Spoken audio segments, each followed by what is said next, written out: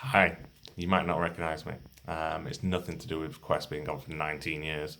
I'm Kev, and would have been fifth member of the band. Unfortunately, back then, as the rest of the band explained, I was on my holidays when the Inception meeting sort of happened. Um, and so when I rocked up a week later, there was no real place for me. They said it had nothing to do with my looks, obviously. Had nothing to do with my ability not to hold a note, because most of them can't hold a note. Nothing to do with me not being able to dance, nor my ability to pick up women. So, unfortunately, I did still have a role within the band, but from a behind the scenes perspective, essentially I was a cameraman. Um, Never got any royalties for that. But remember the legendary Quest album cover? Me. I'm not bitter about being behind the camera. I've worked through my rejection with my therapist, and I've even started a book about my time with the band called The Fifth Member, out soon. Um, Here's a short extract from the book, just to give you a little sample.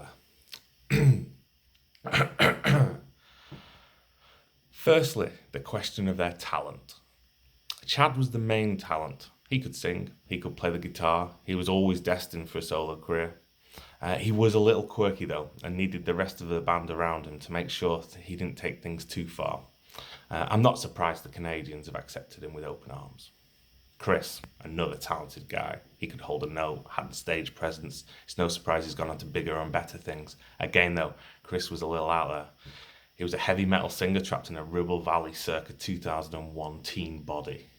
Richard, he was like that guy out of Take That, Jason Orange.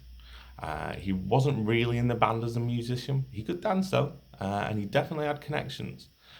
He could always get access to the big venues like Gisborne Village Hall. I think he had the keys.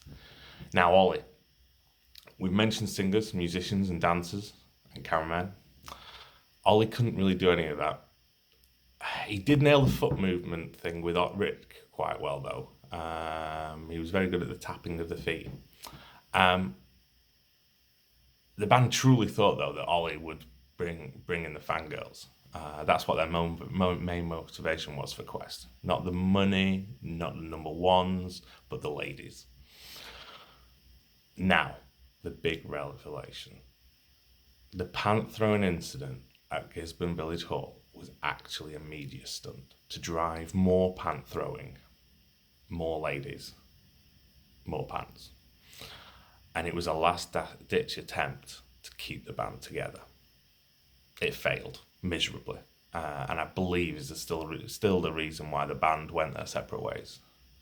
Rumours are, though, that the girls are still on the Quest payroll.